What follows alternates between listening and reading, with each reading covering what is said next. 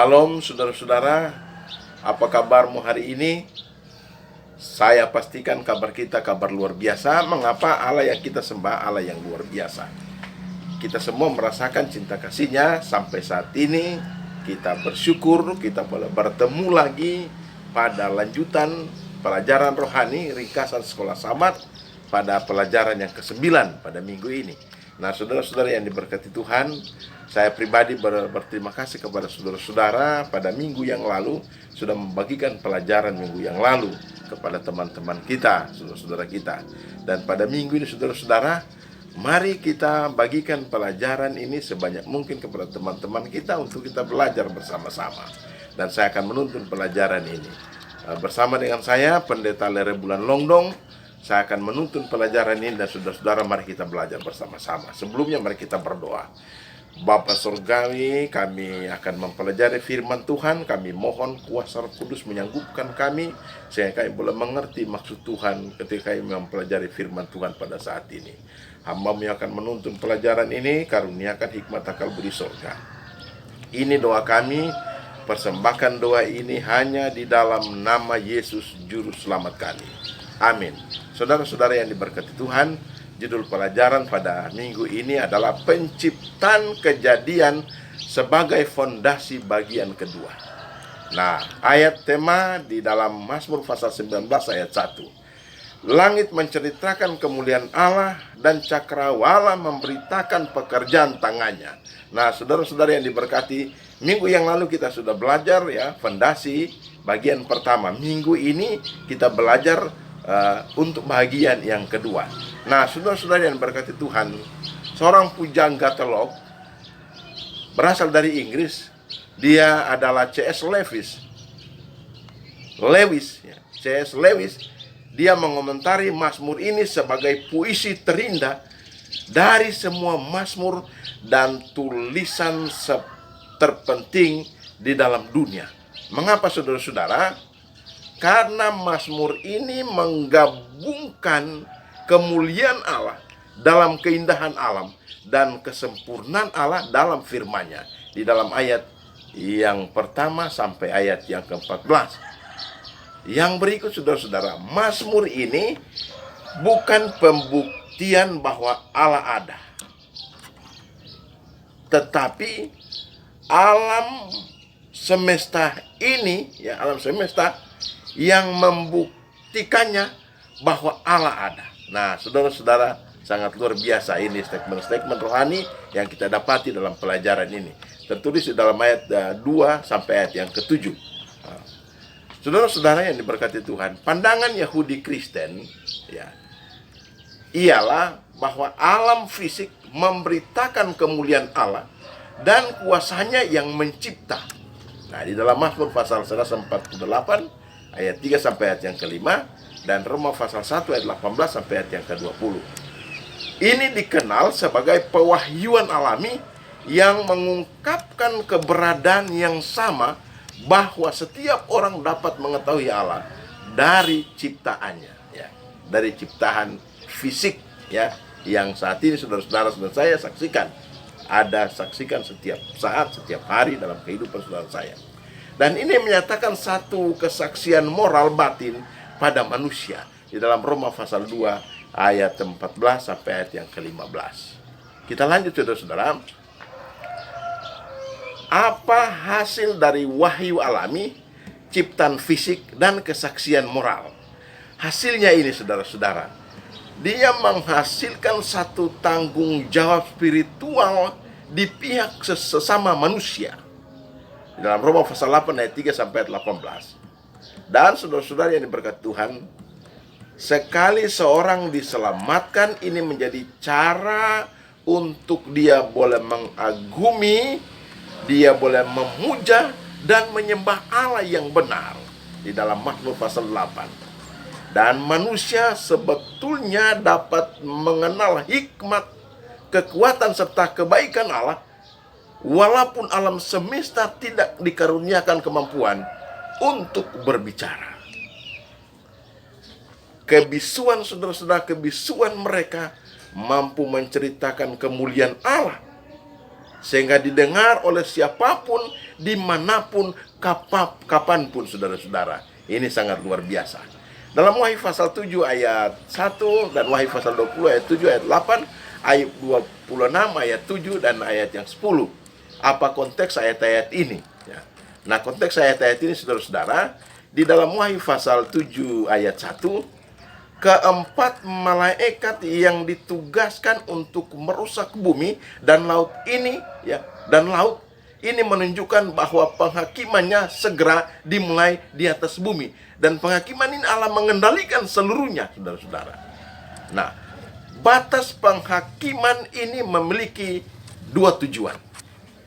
Tujuan yang pertama adalah kepada orang-orang yang berdosa yang ada di dunia ini, yang berubah dari cara hidupnya yang sia-sia dan mempercayai, mengakui, menerima Yesus sebagai juru selamat pribadi, tidak akan terlukakan atau dilindungi di dalam masa-masa yang sukar itu.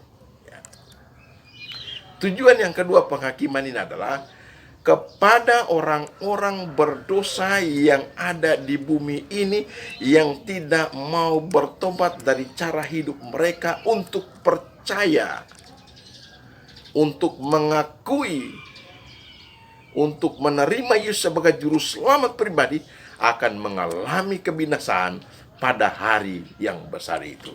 Di dalam Wahyu pasal 9 ayat 20 dan ayat 21. Nah, saudara-saudara, Ayub 26 ayat 7 sampai ayat 10 dan Yesaya pasal 40 ayat 21 dan 22, ajaran ini menerangkan dan menyatakan bahwa ajaran bumi sebenarnya, ya, ajaran tentang bumi sebenarnya, ajaran tentang sifat bumi sebenarnya.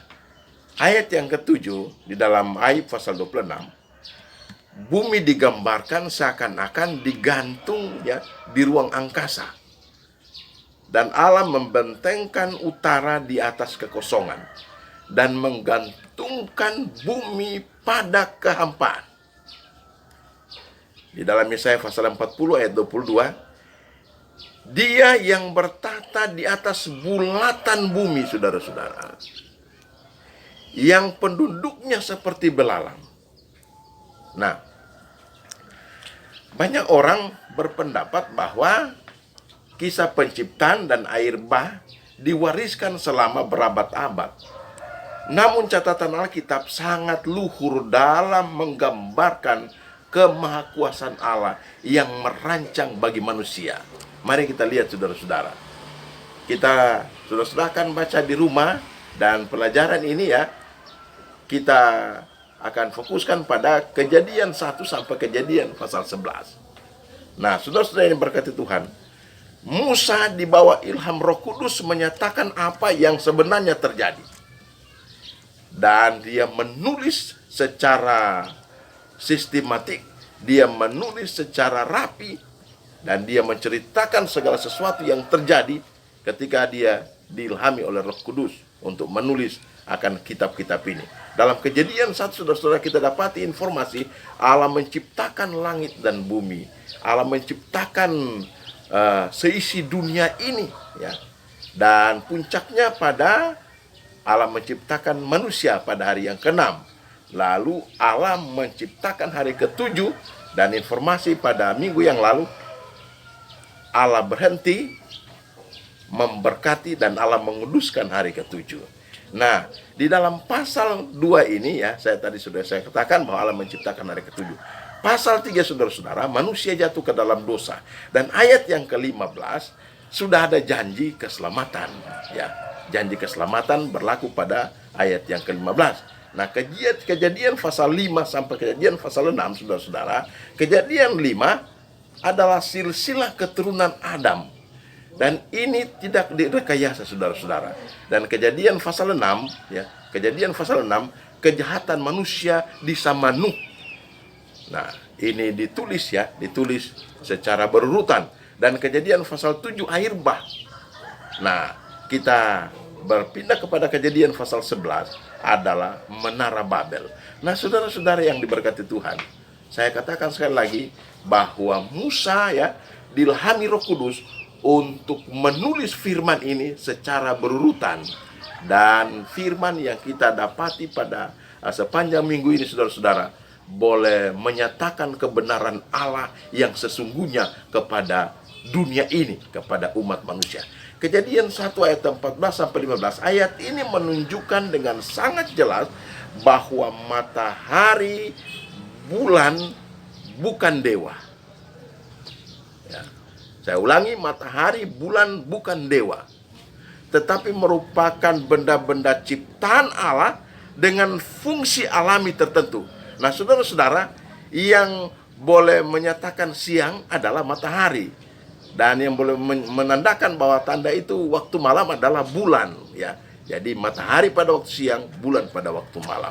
Nah, jika kita ingin mengerti konsep Allah tentang waktu dan perkembangan dalam sejarah, saudara-saudara yang berkati Tuhan, kita harus menerima 2 pasal di dalam buku Kejadian, yaitu pasal 5, pasal 11 ayat 10 sampai 26.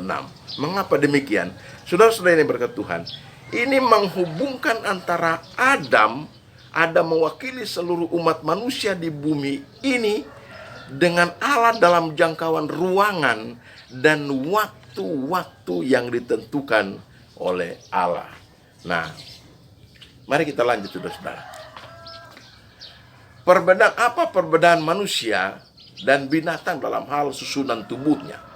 Nah, ini ada informasi rohani yang perlu kita pahami bersama-sama, saudara-saudara. Mari kita lihat adalah binatang diciptakan dengan tubuh yang menunduk, ya, tubuh yang menunduk ke bawah. Mengapa tubuh yang menunduk? Saudara-saudara, mereka menunduk ke tempat jiwa mereka akan pergi nanti. Nah, saudara-saudara, binatang ketika pergi ke tempat asalnya, ya, di jiwa mereka ke tanah, ya, ke tanah, mereka tidak ada pengharapan sama sekali untuk keselamatan. Nah, mari kita lihat, ya, keunikan manusia diciptakan Allah adalah manusia itu dibuat tegak, ya. Tegak untuk memandang ke atas, saudara-saudara. Sebab ke ataslah jiwanya harus pergi dan pikiran harus tertuju kepada hal yang di atas. Apa yang di atas, saudara-saudara? Yang di atas adalah kerajaan yang Dia sediakan. Allah sediakan bagi barang siapa yang mengasihi Dia sejak di bumi ini. Nah, saudara-saudara yang diberkati Tuhan, sangat luar biasa. Yesus dan semua penulis perjanjian baru menyebut Kejadian 1 sampai Kejadian 11 sebagai sejarah yang dapat dipercaya. Saya ulangi, Yesus dan semua penulis perjanjian baru menyebut Kejadian 1 sampai Kejadian 11 sebagai sejarah yang dapat dipercaya. Oleh sebab itu, saudara, mengapa kita harus percaya kepada pendapat manusia yang sudah jatuh dalam dosa dan tidak alkitabiah? Mengapa kita harus percaya? Jangan kita percaya kepada ajaran-ajaran yang tidak sesuai dengan kebenaran firman Tuhan. Nah, mari kita lanjut, saudara-saudara. Alkitab dan sejarah. Alkitab adalah sejarah, dan ini mengandung pelajaran yang benar dan tepat yang dimiliki manusia, karena datang dari ilahi yang memelihara kemurnian yang abadi, ya. Dan di sini kita dapat temukan sejarah ras manusia yang tidak ternoda oleh prasangka kesombongan manusia. Saudara-saudara yang diberkati Tuhan, marilah kita memperlakukan Alkitab sebagai anugerah berharga, karena Tuhan memberikannya supaya kita dapat mengenal Dia secara pribadi. Oh, saudara-saudara yang diberkati Tuhan, saya bersyukur kepada Tuhan oleh karena saya boleh memegang akan firman Tuhan, dan saya boleh membacakan firman Tuhan, dan firman Tuhan ini menuntun kehidupan saya untuk lebih dekat dengan Tuhan. Demikian juga saudara-saudara. Nah, Saudara yang diberkati Tuhan, Alkitab memberikan tanda keberadaan Allah. Alkitab menjelaskan keberadaan Allah dan hanya hati yang dipenuhi dengan kekaguman dan ketundukan kepada Allah akan dituntun untuk mengerti kebenaran Tuhan dalam hidupnya setiap hari. Dan hanya Kristus yang dapat memerdekakan hati dan pikiran kita dari kesesatan, saudara-saudara. Kesesatan tipu daya iblis yang merampas pengenalan yang benar akan Allah sebagai pencipta dan penebus saudara dan saya. Oleh sebab itu, saudara-saudara, jangan biarkan diri kita disesatkan. Bacalah Alkitab, ya. Ini bisa menyingkapkan kabut yang menutup mata hati kita untuk melihat cahaya ilahi. Dan saudara-saudara, kita akan menjadi saksi Allah kepada dunia sampai Dia datang pada kali yang kedua dan menyelamatkan saudara dan saya. Tuhan Yesus memberkati kita. Mari kita berdoa. Bapa surgawi, kami bersyukur waktu yang indah kami boleh mempelajari firman Tuhan. Kami bersyukur atas kuasa Roh Kudus yang mampukan kami untuk mempelajari firman Tuhan. Doa hambamu kepada saudara-saudara kekasih yang akan membuka channel ini dan kami belajar bersama-sama. Bapa, karuniakan kuasa Roh Kudus sehingga Roh Kudus akan menuntun kami untuk mengerti maksud Tuhan. Bapa di surga, kami berdoa juga untuk pergumulan yang kami hadapi setiap saat. Terlebih untuk waktu ini kami sama-sama bergumul untuk wabah yang mematikan ini, yang sangat mengancam seluruh umat manusia. Kami yakin Bapa bahwa Tuhan tidak pernah akan tinggalkan kami dan Tuhan akan selamatkan kami. Tuhan akan lalukan wabah ini dari kehidupan kami seluruh umat manusia di bumi ini, sehingga kami boleh beraktivitas sebagaimana mestinya. Di negara kami juga kami bergumul bersama-sama untuk wabah ini.